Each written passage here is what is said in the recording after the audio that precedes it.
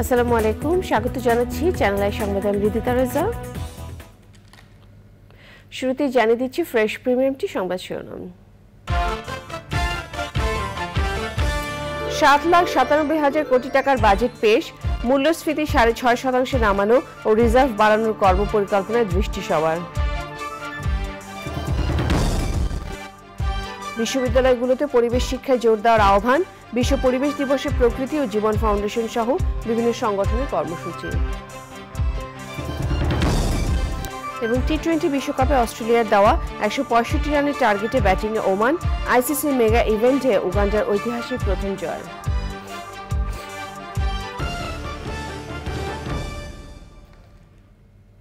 সংবাদ শিরোনামগুলো জানাচ্ছিলাম। এখনকার সংবাদ আয়োজন একই সঙ্গে চ্যানেলের ইউটিউব চ্যানেল এবং চ্যানেলের ওটিটি প্ল্যাটফর্ম আই স্ক্রিনে লাইভ স্ট্রিম হচ্ছে। এবারে বিস্তারিত।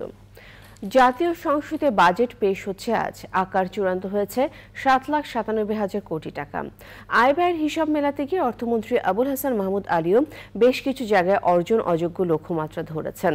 তবে মানুষের আগ্রহ থাকবে প্রায় 10% মূল্যস্ফীতিকে কোনো জাদু বলে তিনি 6.5% নামিয়ে আনবেন সেই কর্মপরিকল্পনার দিকে। একই সাথে খাদের কিনারায় চলে যাওয়া বিদেশি মুদ্রার রিজার্ভ বাড়ানো সহ দুর্বল সামষ্টিক অর্থনীতি কিভাবে সবল করবেন সেদিকেও নজর থাকবে সবার। রিজু নাজরিবন। স্বাধীনতার পর প্রথম বাজেটটি ছিল জুলাই থেকে সেপ্টেম্বর 3 মাসের জন্য। মুক্তিযুদ্ধকালীন অপরিহার্য ব্যয় মেটাতে মুজিবনগর সরকার 8,62,48,204 টাকার বাজেট দিয়েছিল। এরপর 1972 সালের 30 জুন, 1971-72 এবং 72-73 অর্থবছরের জন্য বাজেট পেশ করেন তাজউদ্দিন আহমেদ। তার বাজেট ছিল পুনর্বাসন এবং পুনর্গঠনধর্মী।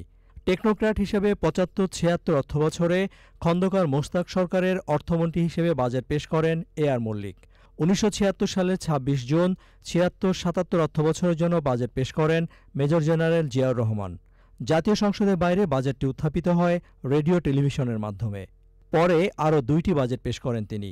জেনারেল জিয়ার প্রথম বাজেটের আকার ছিল 1979 কোটি আর শেষ বাজেটটি ছিল 2499 কোটি টাকার। 1979 সালে 2রা জুন বাজেট পেশ করেন মির্জা নুরুল হুদা। আকার ছিল 3,317 কোটি টাকা। 1980 সালের 7 জুন প্রথমবারের মতো বাজেট পেশ করেন অন্যতম সফল অর্থমন্ত্রীদের তালিকায় থাকা সাইফুর রহমান। সব মিলে তিনি 12টি বাজেট পেশ করেন। সাইফুর রহমানের প্রথম বাজেটের আকার ছিল 4,108 কোটি টাকা আর তার 12তম বাজেটটির আকার ছিল 69,740 কোটি টাকা।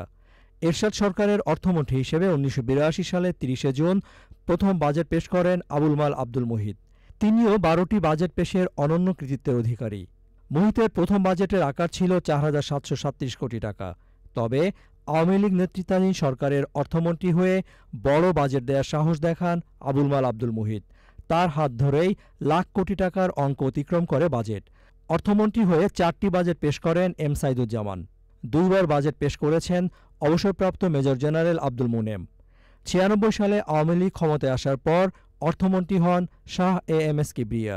তত্ত্বাবধায়ক সরকারের উপদেষ্টা হিসেবে 2টি বাজেট দিয়েছিলেন ডক্টর এ.বি. মির্জা মোহাম্মদ আজিজুল ইসলাম। টানা 3য় মেয়াদে আওয়ামী লীগ সরকার গঠনের পর অর্থমন্ত্রী হন আহম মুস্তফা কামাল। চরম আর্থিক সংকটের ফলে বড় বাজেট দেওয়ার বিলাসিতা দেখান নাই অর্থমন্ত্রী।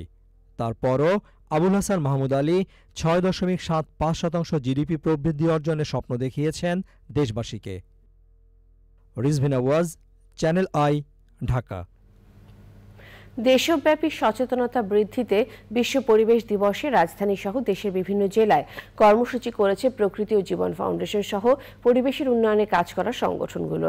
আয়োজনে অংশ নিয়ে জাতীয় অর্থনৈতিক ও সামাজিক লক্ষ্য অর্জনে পরিবেশ বান্ধব উন্নয়নের বিকল্প নিয়ে বলেছেন বিশিষ্টজনেরা। তারা বলছেন পরিবেশ রক্ষার আন্দোলনে তরুণদের সম্পৃক্ত করতেই হবে। আলিমার রাজ রিপোর্ট।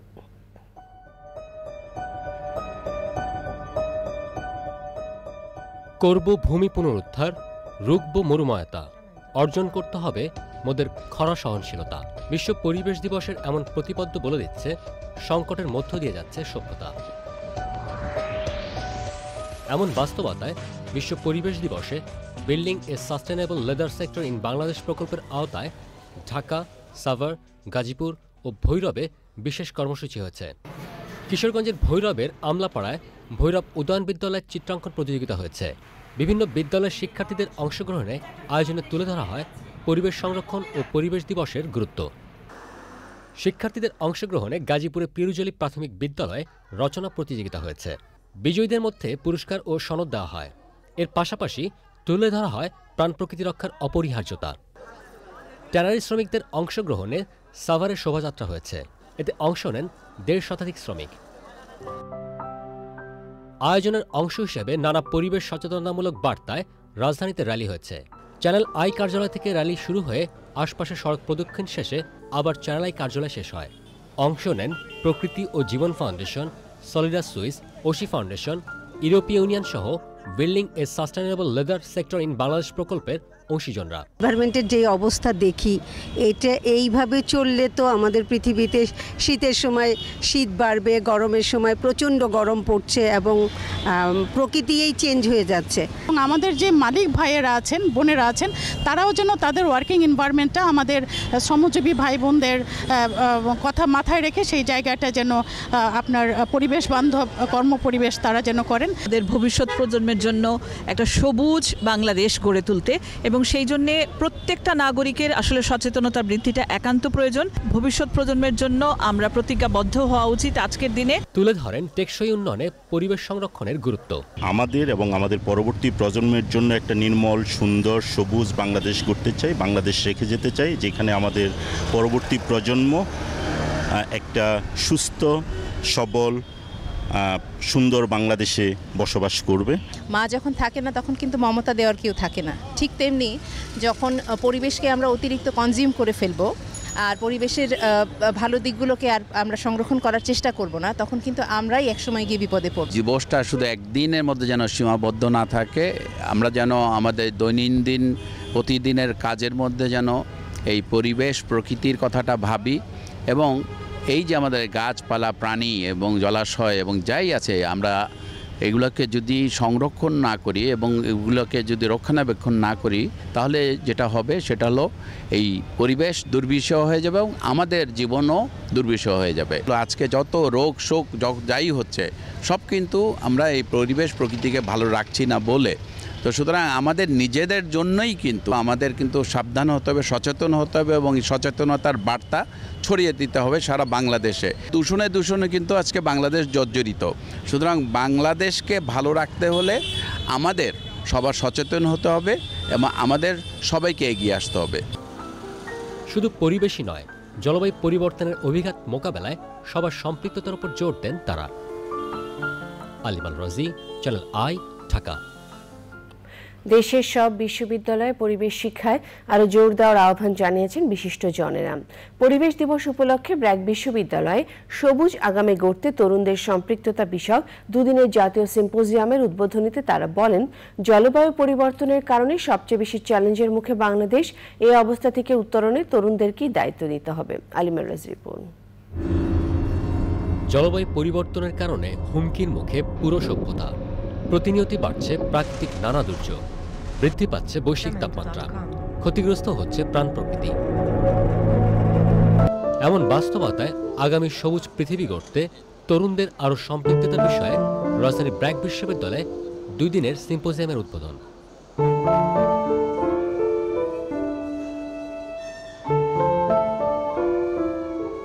আলোচনায় অংশ নিয়ে বিশিষ্টজনেরা বলেছেন, জলবায়ু পরিবর্তনে যে ক্ষতি হচ্ছে তরুণদের অংশগ্রহণে তা কমিয়ে আনা সম্ভব। জলবায়ু পরিবর্তনের প্রভাব মোকাবেলায় তরুণদের আরও জোরালো ভূমিকা রাখার আহ্বান জানান তারা।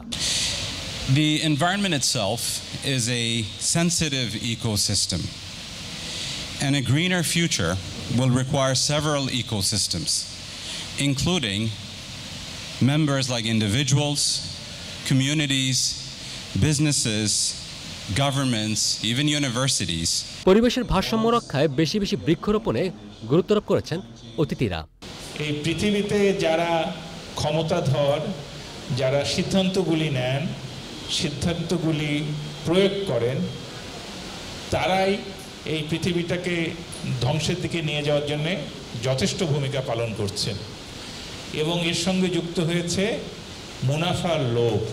আয়োজনে পরিবেশ বিষয়ক সচেতনতামূলক বিভিন্ন মডেলে তুলে ধরা হয় পরিবেশ সংরক্ষণ ও জলবায়ু অভিঘাত মোকাবেলায় করণীয়। ইউনিভার্সিটিতে যদি আমরা এই ধরনের প্রোগ্রাম রাখি এবং নানা ধরনের অ্যাক্টিভিটিস রাখি প্রকৃতি পরিবেশের ব্যাপারে, তাহলে কিন্তু যে কাজটি হবে সেটা হলো আমাদের যে স্টুডেন্টরা যারা খুবই, আমি বলবো যে খুবই ইম্পর্টেন্ট ভূমিকা রাখতে পারে এই ধরনের কাজে, যারা ছাত্রছাত্রী এই ইউনিভার্সিটিতে আছেন, ব্র্যাকে আছেন অথবা অন্যান্য জায়গায় আছেন, যারা সবাইকে বলবো যে এই পরিবেশ প্রকৃতির জন্য কিন্তু এগিয়ে আসতে হবে ঠিক সেই ৭১-এর মতো। একটি আহ্বান থাকবে সমস্ত তরুণদের কাছে, আমাদের স্টুডেন্টদের কাছে, যে তারা যেন এ ব্যাপারটি নিয়ে খুব ভাবে এবং কাজ করে এবং সচেতনতার জন্য সবাইকে কিন্তু এই বার্তাটা পৌঁছিয়ে দেয়। শুধু যেন আজকের দিনেই না, অন্যান্য দিনেও যেন এই কাজটি করা হয়।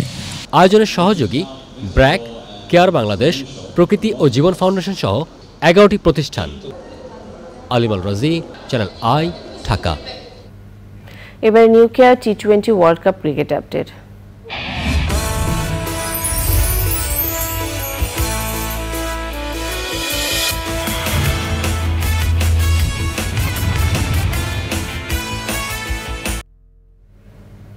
টি-20 বিশ্বকাপের সি গ্রুপে পাপুয়া নিউগিনিকে ৩ উইকেটে হারিয়ে ঐতিহাসিক প্রথম জয় তুলে নিয়েছে আফ্রিকার দেশ উগান্ডা।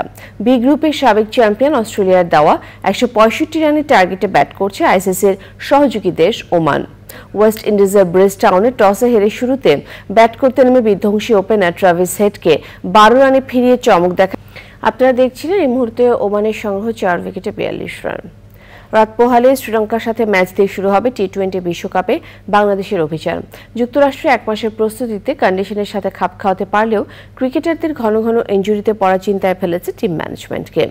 সে কথাই জানিয়েছেন বিসিবির প্রধান নির্বাচক গাজী আশরাফ হোসেন লিপু। ডালাস থেকে সাইদুর রহমান শারমিনের রিপোর্ট। শ্রীলঙ্কার সাথে ম্যাচের একদিন আগে গ্র্যান্ড প্রেইরি ক্রিকেট কমপ্লেক্সে দুপুরের তপ্ত রোদে দারুণ এক অনুশীলন সেশন সারল টিম টাইগার্স। নেটে গা ঘামালেন তাসকিন, সাকিব, শান্তরা। ইনজুরির ধকল কাটিয়ে প্রথম ম্যাচ থেকেই তাসকিনের ফেরার সুসংবাদ মিলল। পাশাপাশি ঘন ঘন ইনজুরি নিয়ে দুশ্চিন্তার কথাও জানালেন প্রধান নির্বাচক।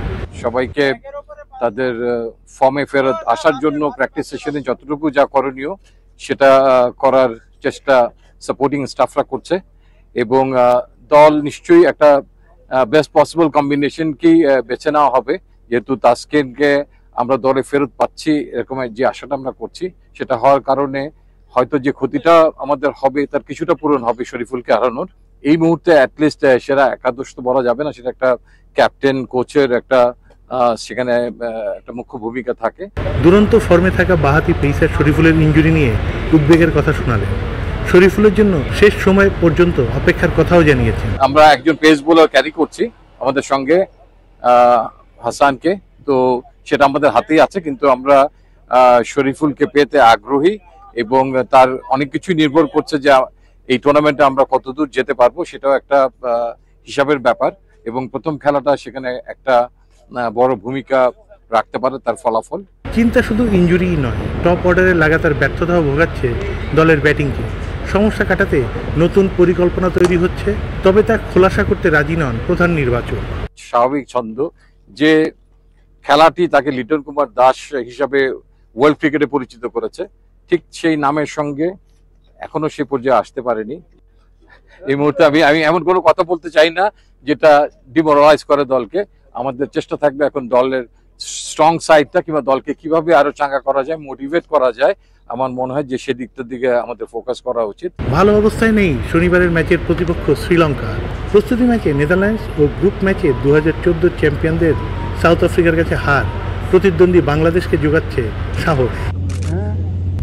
Saidur Rahman Shamim, channel I, Dallas, যুক্তরাষ্ট্র।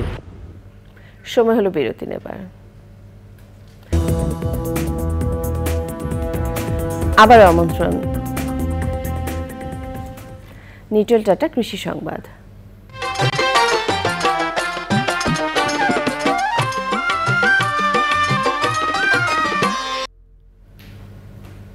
উচ্চমূল্যের মাছ চাষে ট্যাঙ্ক পল্লী গড়ে উঠেছে দিনাজপুরের পার্বতীপুর উপজেলায়।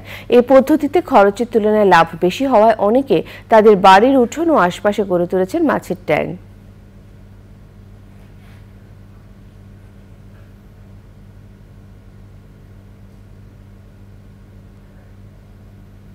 প্রকৃতি সংবাদ।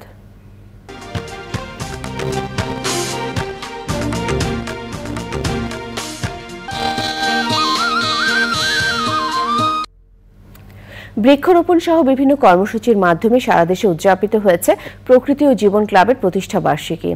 বৈশ্বিক উষ্ণতা, প্রাকৃতিক বিপর্যয় রোধে সারা দেশে সবুজ বেষ্টনী তৈরিতে প্রকৃতি ও জীবন ক্লাবের ভূমিকার প্রশংসা করেন বিশিষ্ট জনেরা। ধরিত্রী রক্ষায় বেশি বেশি গাছ রোপণের আহ্বানও জানান তারা।